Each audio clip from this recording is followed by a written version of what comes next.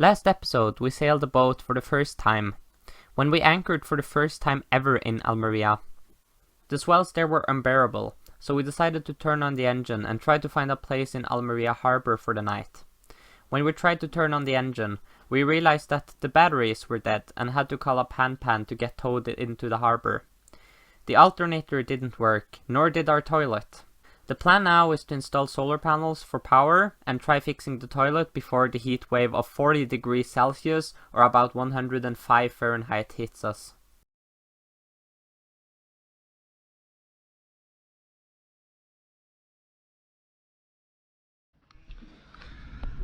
I'm really questioning who built this electrical system. So this grounding wire is just cut. And this is what is it called in English? I guess 2 wires. It has no grounding wire in it, and that's what's going to the rest of the entire boat.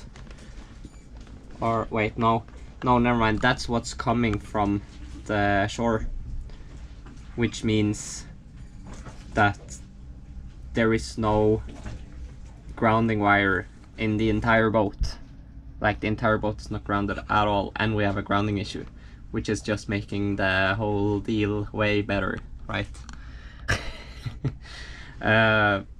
Like, for those who don't know or understand grounding, it's basically electricity always takes the shortest way to Earth, which means that if there is a lot of electricity in some metal and you touch it and it's in air, the electricity cannot escape from Earth, but when you touch it, you make a circuit which they can flow through ground, aka via you. So the electrons go through you to ground, and that's why you get like an electric shock, which can be pretty lethal. So what you do is you connect this green wire really good to a point down in the ground and to all metal. Like, for example, this battery charger here is in metal. So that means if there is a grounding issue, the electrons, instead of going through you, it's way easier for them to just go through this wire.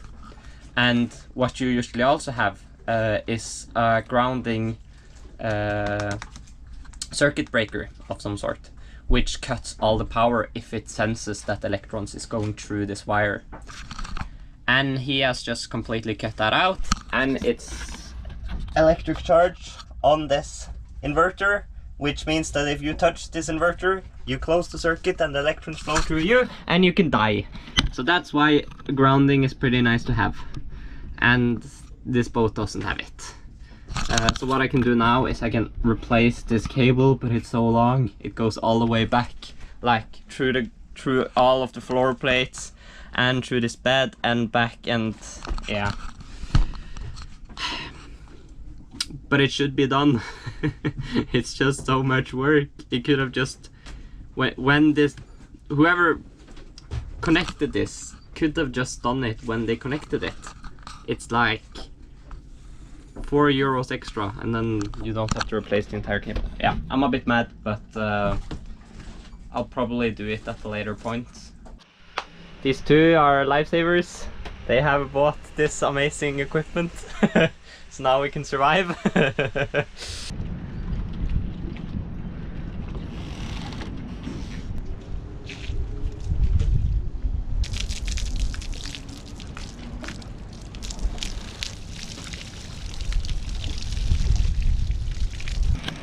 This is the only way to survive in this heat. Now it feels okay to live instead of dying.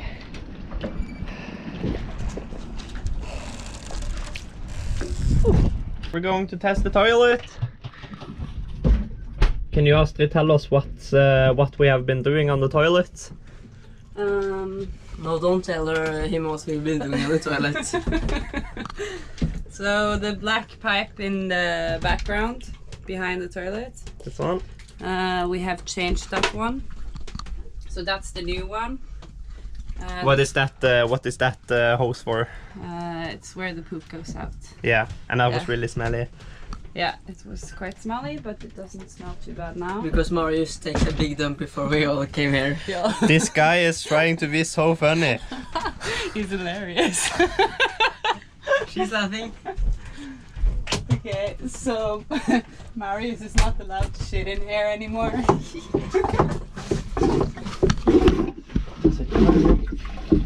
We got water in last time, but we never got it out again, which is not very fun. And also we bought a bigger pipe, so Yeah. Leaking a lot from the pump. No. Ass. But that's from the... Which snake is it from? The snake. Snake. Yeah, can you check it? It's probably the poop snake. Yeah, it's the poop snake. Yeah. And it's below it, but not above it. Because this is weirdly screwed on. It's getting really thin here. Yeah. We miss Anders. He knows the solution to all of this. I mean, we could call him Yeah, we should call him. Yeah. Shall we do that now? if you want. I'm gonna call him now. Okay, the toilet situation. We've decided to or what have we decided to do? Buy new. Yeah, we're gonna try to find new parts to make a transition because the tube is too small for the hose. So we're going to try to buy some transitioning so it actually works and functions like it's supposed to. This fan has been an absolute lifesaver. Past couple of days, we've been here in Almeria now, and it's been extremely hot. And as I've said before, it's gonna get hotter. But it's like when you look at the floor, it's like here, it's like hot. But when you step here, you're burning your feet. If that's describing how hot it is. So you can't go where there is light. And if you go outside, you have to wear shoes everywhere, like even where it's white, because it's so hot. And this is not what all the sailing vlogs are showing. So I think I should show it, that things are horrible when it's hot, too hot. I'm looking forward to, like, I think 25 degrees is a good temperature to sail in, and 20 degrees is good working in. Now it's 32. And that's not good working in. So I'm just here showering myself with a garden hose every hour in front of this fan, editing and kind of surviving, and always filling up my my thermos with cold water. Oh, I want some apple juice now. That sounds nice. Manzana. I'm learning Spanish in Duolingo. To try to, because there are very few people in Spain that speaks English. So let me see. Ella eres una niña. That means she is a girl. El hombre means the man. Yo como manzana means I eat apples. Okay, everyone. We ordered solar panels and it said they would be here by Monday. Today is Monday, and I called them and they said Wednesday, Tuesday. And we've been in Port here for the last 5 days now, for 6 maybe? Yeah, 6. 6 days. So we're kind of pissed because half of the reason we've been here is only because we waited for the solar panels and they said they would be here by Monday, so not really cool. So I called them and asked them to drop it off in Cartagena instead. So now we're gonna sail. We have charged our batteries, so we're just gonna minimize the power usage, so hopefully we won't get towed again. We have also bought some coupling to the toilet between the hose and a new hose. So I'm going to install that, and Emil and Astrid is going to clean, and and then we are ready to set sail. Right now it's 35 degrees in here and we're dying slowly. And it's just gonna be worse and worse, so we need to get out on the seas now.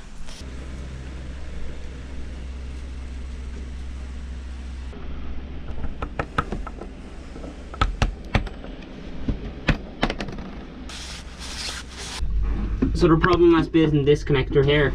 As you can see, it's expanding and it's way too small to fit this big hose, which is big enough for going on here, which is really weird.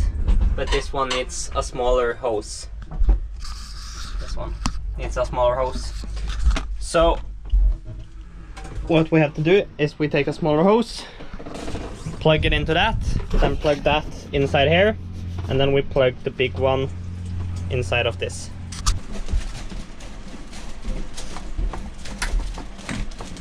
So this one is going inside here, as you can see, and it's not sitting really tight,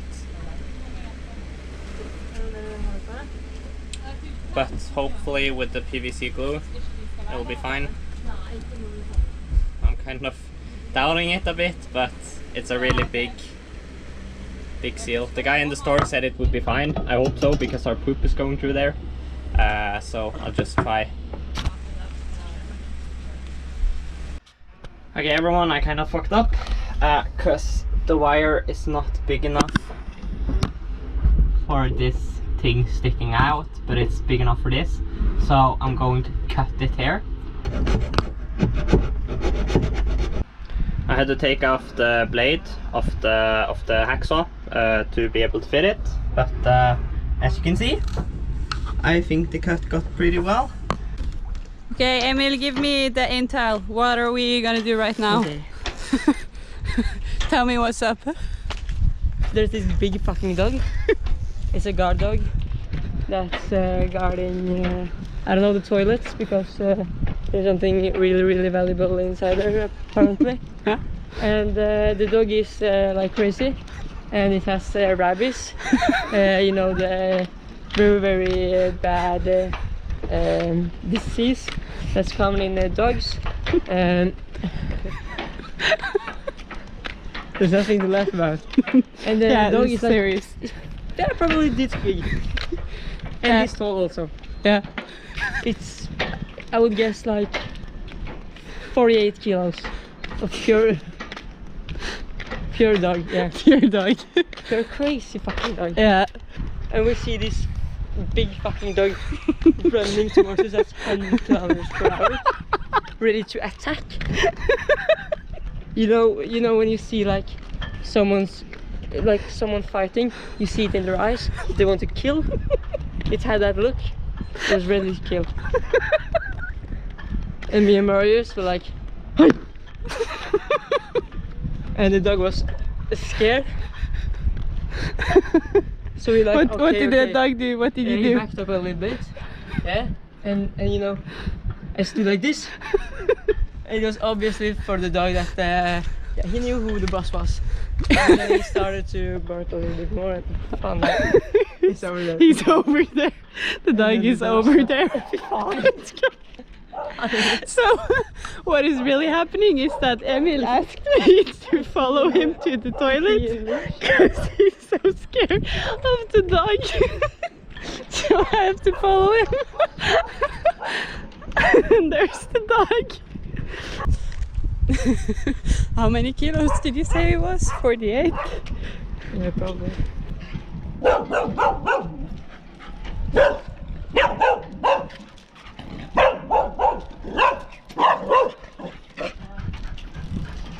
So me and Marius just realized that instead of pushing, filing, sanding the the tube from this place, we can just detach it and file it, sand it down anywhere else. How many hours have we sanded from this weird position?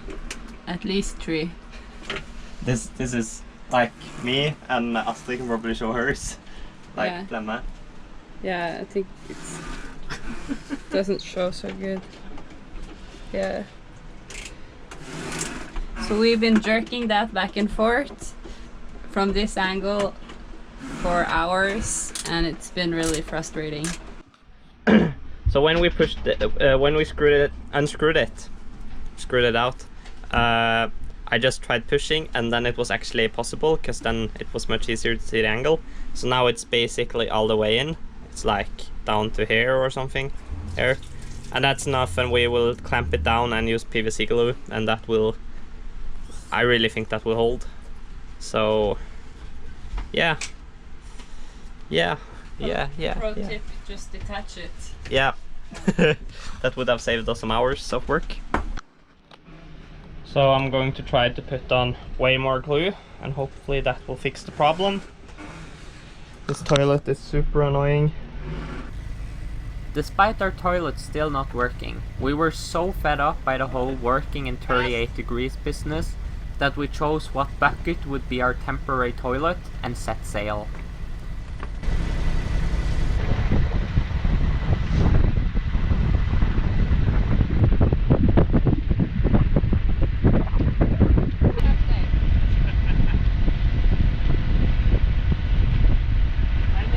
Okay everyone, we finally left port. How does it feel? Amazing. Very deilig. Very deilig. So deilig. So nice to leave every time. It's like I want to leave, and then we leave. Yeah. Hopefully we will not have to call up Pan this time.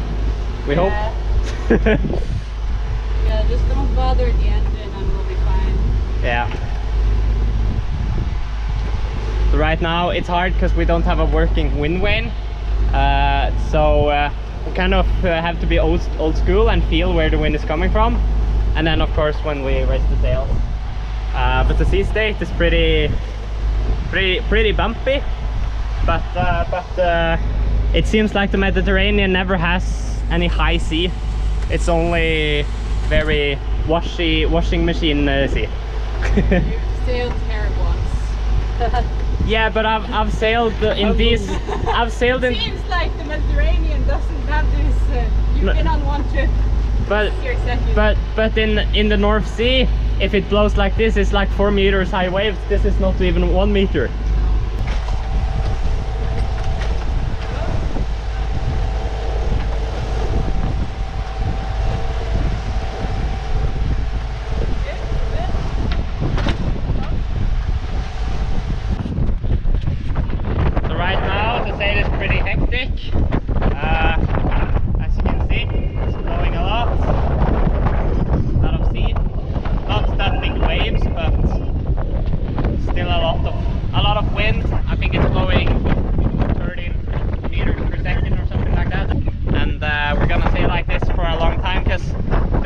Forecasted to come from there, but now it's coming from there instead, which means we have to cross, which means it's gonna take not as long time, but we'll be there by tonight.